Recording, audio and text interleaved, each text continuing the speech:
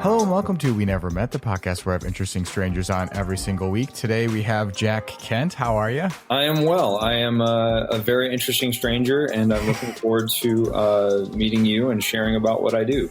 Yeah, it's interesting because this podcast is all about meeting interesting strangers. And although you don't necessarily meet them all the time, one of your big projects is sort of around strangers. Yeah, that is true. Sketchy People is all about observing and people watching.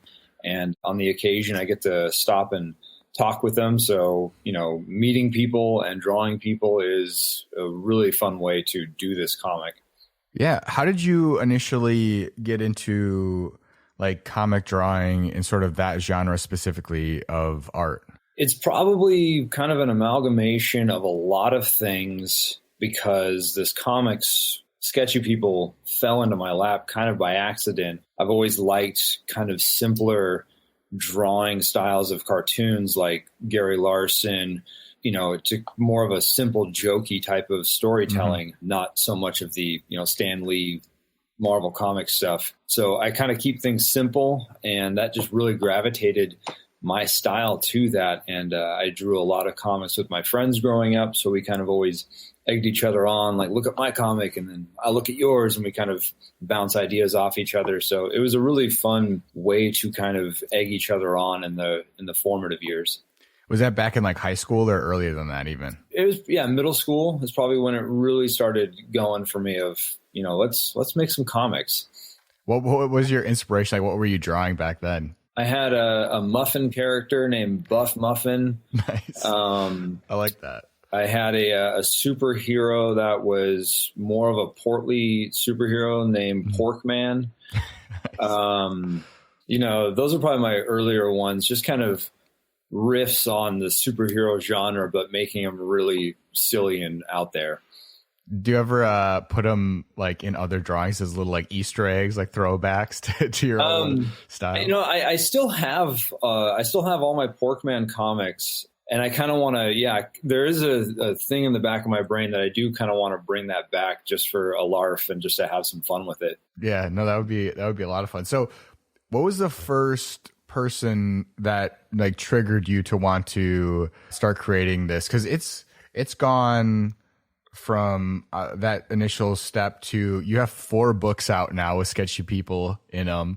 There's prints that people can get. It's taken on like this whole life of its own. So what was the very first person that inspires you to draw? The very first person I saw was on the Max going over the Willamette River, and I had done a lot of transit that morning. It was a wild morning. I had gone from like bus to Max to another Max to a streetcar, and I'm just kind of making my way to work on a wild morning, and I'm sitting there. I'm tired. It's early, and there's this gentleman sitting about 3 seats away, and he's playing a video game, and he's really into it, and he's just kind of so focused on this game, and he's talking, and he quotes like, he's like, "Oh yeah, that's real smart shit." Yeah. And just his energy at that time of day really just put my head on a tilt. And I was like, I think I need to draw this guy.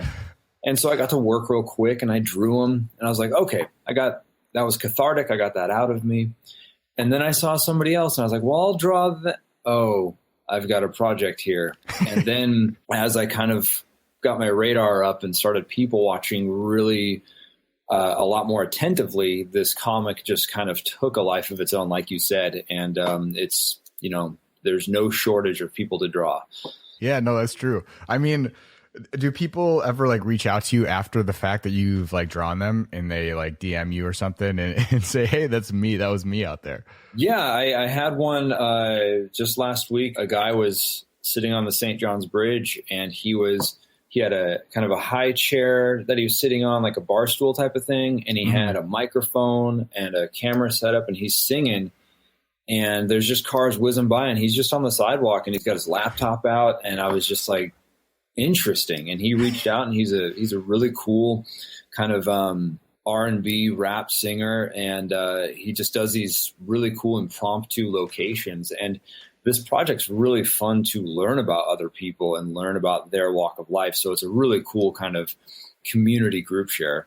It's funny that you bring that up because he does make really cool music, and I only was introduced to him by Sketchy People, actually, by your posting of it. Yeah, and I don't know if I ever would have found him if I didn't see him that day. Like the St. John's Bridge to be on the sidewalk even is kind of scary. Yeah. I mean, you got cars just whizzing by, and that sidewalk where he was at isn't exactly the widest spot. And I don't know if anybody's walking by, there's no room to get around. He's made that his stage, and but he looked like he was crushing it, so it went all right. Yeah, no, because I was riding my bike foolishly over the bridge. I'm the first time I ever done it, and the last time I'll ever do it. And because it gets so windy up there, and the cars are going so fast, and there's no bike lane, so you're just in the road, and you can't see the cars coming behind you. It's terrifying up there. Yeah, they have a bike lane, but I hear a lot of other bicyclists that just go, that's such a dangerous road, and I don't ride a bike, and if I did, I'd probably be walking it across on the sidewalk.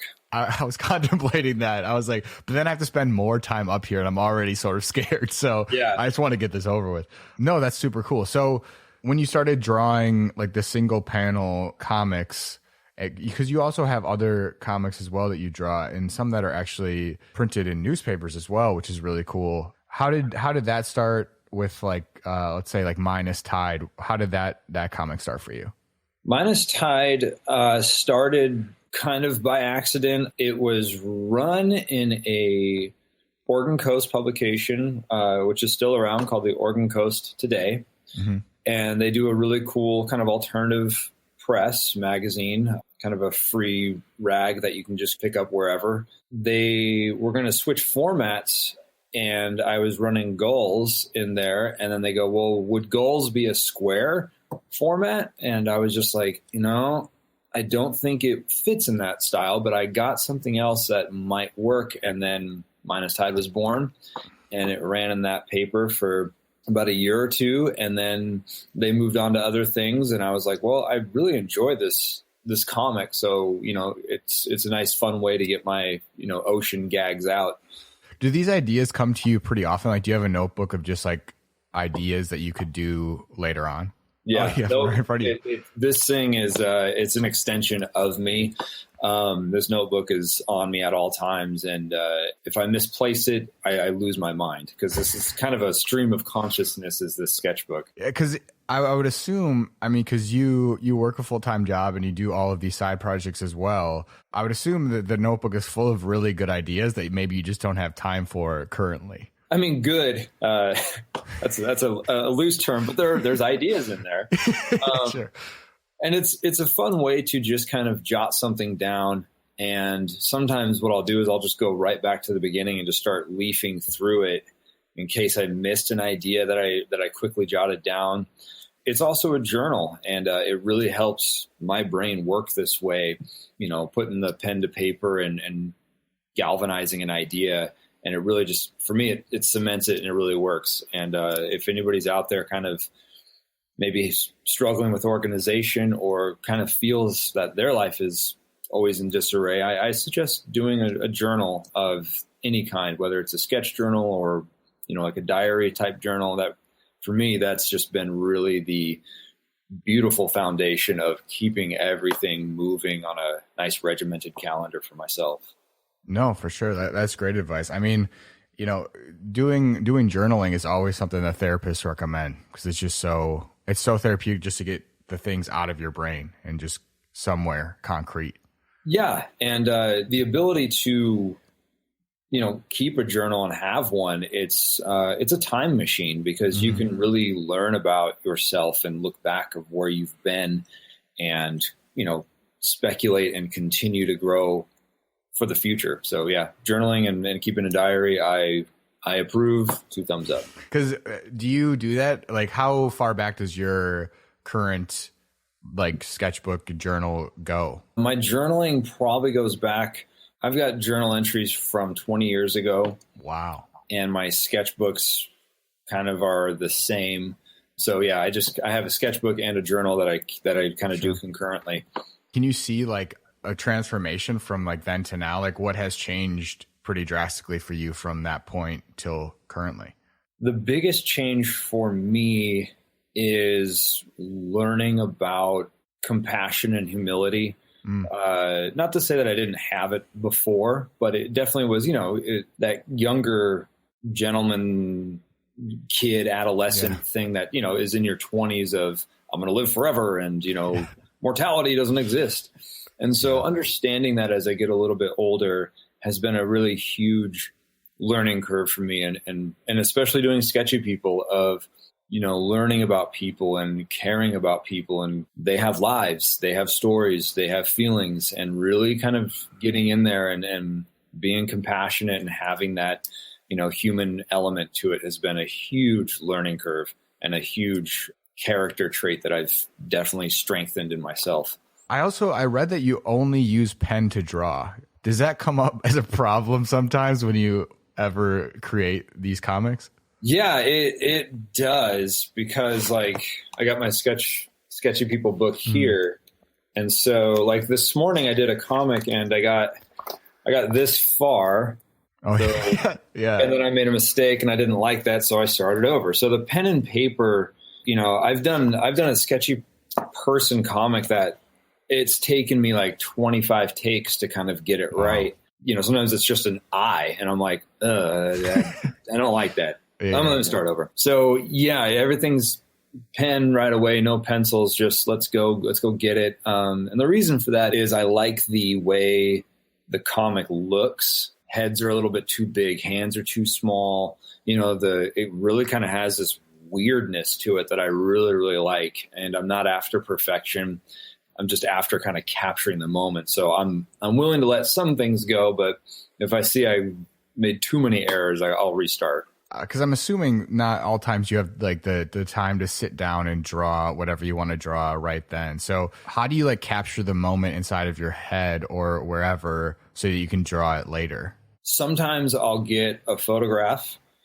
I try to get photographs because, if you're driving by or walking, there's so many details that can be missed. Sure. And if they're wearing something really crazy, I like to, if I can, go up and ask them, hey, I introduce myself and tell them I draw a comic and I think your look is really awesome. Can I get a photo of you to draw?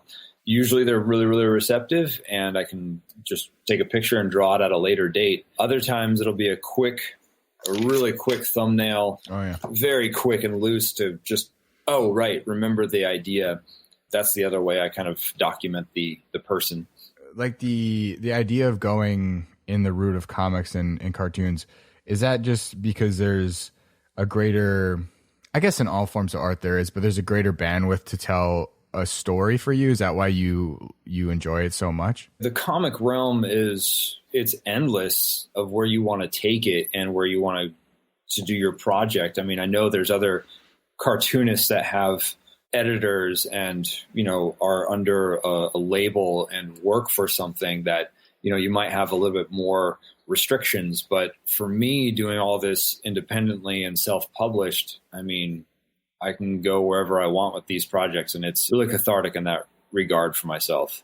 I always talk to artists and they talk about like getting into the zone, and like really sort of sometimes creating a piece and then being like, oh, I didn't even realize I'm done now, Does that happen for you often when you're drawing this? Is that the sort of therapeutic, not cluttered mind space that you're in? Absolutely. Getting a comic out is a release, gets that dopamine release that I crave, that you do once something becomes a habit, and doing a comic and getting that release. And I thrive on sharing my stuff and I thrive on making people have a chuckle because I do comics to kind of escape a reality, come join my world for a quick laugh or a chuckle, and then you can carry on with your day. And that's really kind of my mantra of doing a comic. I think I stay away from political and hot button issues for that quick knee jerk reaction. I like to try and make things timeless. And, hopefully you can read these comics 20 years from now and still find relevance in them because they are timeless. No, for sure. And on that specific topic too, I saw that you, I don't know how many times you've done this, but you got to go back and visit classrooms and sort of mentor kids in drawing and illustration and stuff. What was that experience like? And did you find, I mean, it's hard because when we're kids growing up, we are kids with other kids. So it's hard to like reflect on how other kids are. Did you find that the students were different than you remember when you were growing up? I think they're the exact same with just different tools. Sure. You know, I think that age range of adolescence it's just that same, you know, I could see myself. That's the craziest thing about going back into a classroom and just look at the kids that are there and just, I was there not but a snap of the fingers ago. Yeah. And they're looking at me as this kind of, oh, this old guy's in our classroom talking about stuff, you know. And it's really interesting to see how quick life can go and just go, I was right there so little ago. It feels it's a blast. It's really cool. It is funny because when you were sitting there in like elementary school and like a 30-year-old, and I'm turning 30 next month, like came into your classroom, you're like, wow, he's such an old guy. Like, and I'm that now. Like I am that. Right. It's Yeah. Wild. It is really crazy to see that time shift. And, you know, as you know, you and I were kids, you know, like, oh my God, 50 is so old. Now, you know, 50, I mean, 50 is a decade away from me. And it's like, it's right there. And then like, oh, my parents are, you know, I'll see my parents later on today and they're all like, you know, they're mid 70s. And I'm like, they're with it. They're young. Like 70s isn't old anymore. It's really interesting how that when you're a kid and you got your grades and then, you know, if you can't see past a couple of years, like everybody's just old. Yeah, exactly. It is very much like that. Even in middle school compared to you, they're old for some reason. Yeah. Middle schoolers, man, geez, like getting their welfare checks. Yeah. But no, I think that is interesting. And it is cool that you go back because I think, you know, talking to a lot of artists and things like that, I grew up in a situation where there wasn't much of that. There wasn't much of like local artists or people doing this in the real world, coming to classrooms and like showing kids that this is something that you can do, you know? And so I think that's really awesome that you do that because it was just not something that I got exposed to at a young age. Yeah. Well, thank you. Yeah, it's cool to be able to get these opportunities to do those type of half day, one day, just a class kind of share. Did you see any like real potential in any of the students? Like, oh my God, like sometimes I find when you go back and like you see kids do work, artistic work or anything like that, some of it is like insanely good. And I'm like, yeah, you're insanely good already. It's amazing to see what you'll do in 5-10 years, you know? Yeah, there were some kids with some serious chops in that class. I had a big piece of paper and it was just a group share. And I just said, hey, just shout out stuff and I'll draw it. And we'll just kind of collaborate this piece together, you know? And I was like, if you want to come up here and draw something, you know, knock yourself out. And this kid comes up and just doodle tunes this piece. And I was like, whoa, I was like, take over. You know, I'll sit down in the class and you start teaching some stuff. So that's kind of the fun thing is that, there's a lot of talent at a really early age. Yeah, it's quite amazing. Even going back like super far, you grew up on the Oregon coast, right? In Newport, is that right?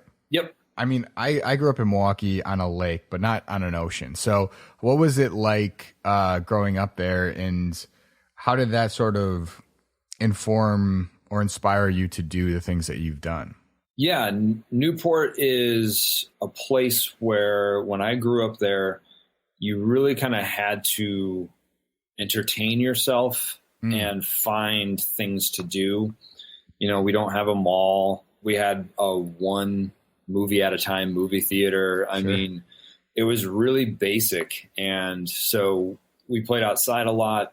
We did a lot of art, and my mom's a phenomenal artist. So I always had that kind of inspiration all around. And then I had no TV for many years at a time. So it was like, you know, it's raining outside. It's the autumn and winter months on the coast, which are very difficult just because it's just gray and not rain, but this drizzle.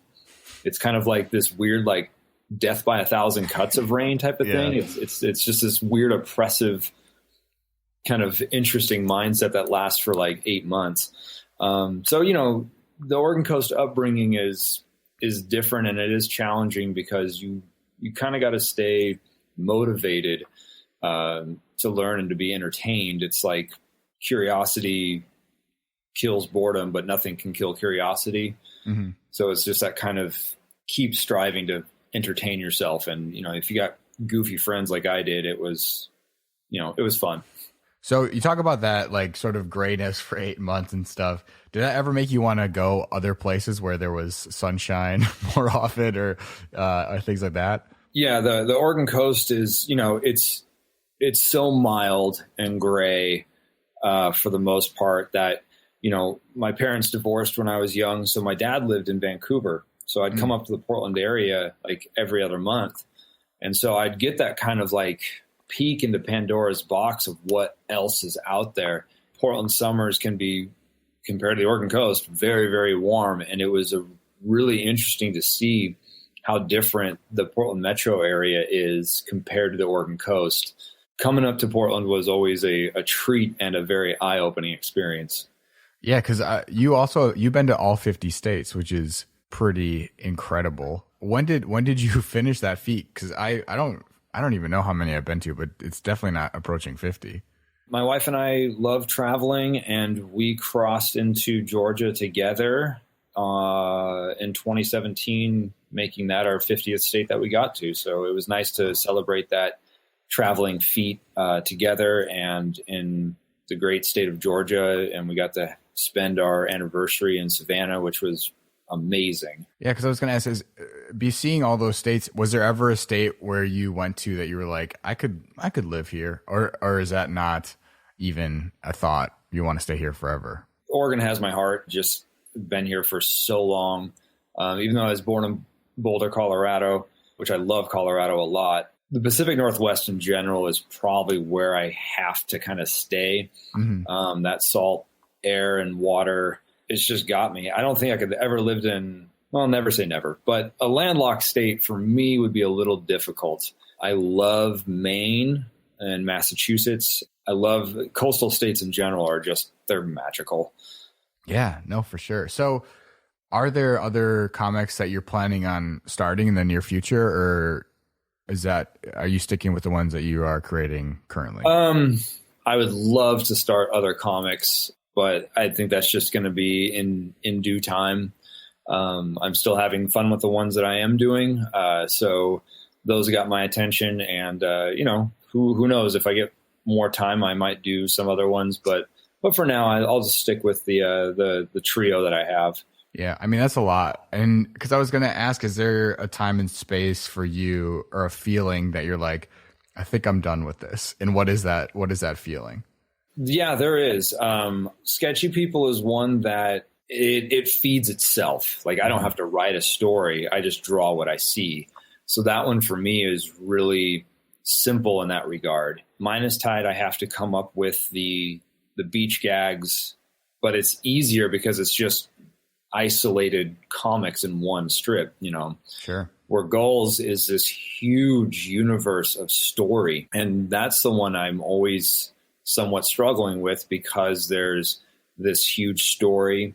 There's a band within the comic that also relates to the band outside the comic. So Gulls is the one that is the heaviest lifting work that I do. And that one definitely kind of weighs on my conscience every now and again of, do I keep going with this? Am I having fun with this? And so far I keep checking those yes boxes. So the flock will continue to fly. Because do you set like deadlines for yourself, or is it just sort of when you feel inspired for like comics like Gulls that take more effort and time? It's when I'm inspired. I used to set the deadline for me, and I'm like, why am I killing myself for a comic that I'm in charge of? Like, I get to call out shots, you know. Yeah. Like, this is not the CEO founder of this comic that I want to be. Like, take a breather. That's such a funny thing that people, myself included, get trapped in. It's like, I'm actually in charge of this, so I don't know why I'm making myself do this when I don't want to do it. With Sketchy People, proceeds of that goes to Meals on Wheels, which is really cool. And I wanted to ask, how did you get involved with Meals on Wheels? And just to give people a background on what it is, just so they know. Sure. Yeah. I donate a portion to Meals on Wheels. And what I like to do is I feel that I see a lot of people in Portland, and I draw people of all walks of life that I feel I need to give something back because they're giving me such great inspiration. Mm-hmm. So it's just my way to help and say thanks and donate some meals. How long have you been doing that? I started last year to do that, especially with the pandemic hitting. I know that a lot of things were really hard for a lot of homeless people and people that can't get to food readily. So it was my way to say, yes, I'm going through a hardship too, but I know people got it way worse than I do. Let me buy them a meal. Yeah, no, that's super, super awesome. Recently, year 4 dropped of Sketchy People. How do you choose the people that are in the book? How many people are in there? Year 4 has got about 220-ish people in there. So it's double than the year before. And then year 5 is about to come out, and that's got about the same as year 4. So I've been just seeing more and really kind of honing the craft of people watching. And when you kind of start watching for details and listening to interesting dialogue, it kind of becomes an art, and then it becomes kind of a workout. It's like it's like anything that you practice at. You can practice people watching, and all of a sudden it's like, oh, that's a little interesting, and something that seems so minutia of normalcy can be, if you just kind of look at it a little bit harder, it can just go, that's really unusual. I need to draw that. Because do you think like the noticing and like practicing that sort of art, as you say, do you think it makes you better at listening in like day to day? Because I feel like it's a lot of listening is noticing and hearing and things like that, and being in, also just being in that moment with somebody, which is sort of the same thing. So do you feel like that's the case for you as well? Like you can see when you started Sketchy People, you became a better listener too. What was that? What was the question? No, I'm just kidding. Being able to perceive, you've got 2 ears, you've got 2 eyes, you got 1 mouth. And for me, that is really kind of the focus of being a good listener and understanding, like watching and hearing and really listening to what they're saying and not just nodding your head, waiting for your turn to speak, but really understanding where somebody's coming from.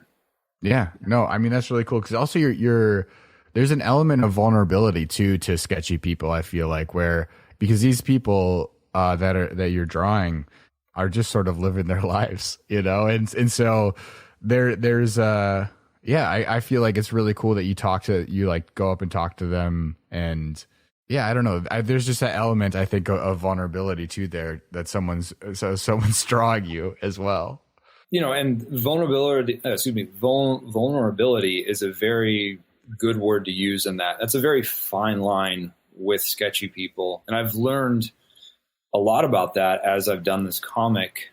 In that, there's people that appeared in the earlier books that I don't think I would draw now. And there's people that come up to me and say, oh, have you seen this person? They're pushing like 8 shopping carts and like, it's wild. And the question I always ask myself before I draw somebody is, do they look like they want to be doing what they're doing? And if it's no, then I'm not, that's kind of that, like you were saying, that vulnerable side of, I don't want to be taking advantage of somebody who is in struggle. If it's a wild outfit, somebody with a mask on, it's like, hey, that's a fun outfit. They're choosing that. And they're not really on a hardship. Yeah, no, that completely makes sense. And I mean, I feel like with any project, there is that growth and mindset, and you sort of figure out as you go where you want to take it, you know? So no, I completely agree. So with all the stuff that's coming out, you do so much, so much. Where can people find out more about your work and what you do, and, you know, pick up a Sketchy People print or a book if they want to? Yeah, you can go to kentcomics.com. That is my full umbrella of all the tunes that I do, and that's got all the details you'll need to know. You can just get it right there. The shop is there, so you can pick up anything of my work and, you know, have a laugh and have some fun. kentcomics.com. Awesome. Well, thank you so much for coming on. I love what you do. I follow Sketchy People. It's a great a comic, so everyone should as well. And thank you so much for the time. Definitely, Sam. Thank you for having me.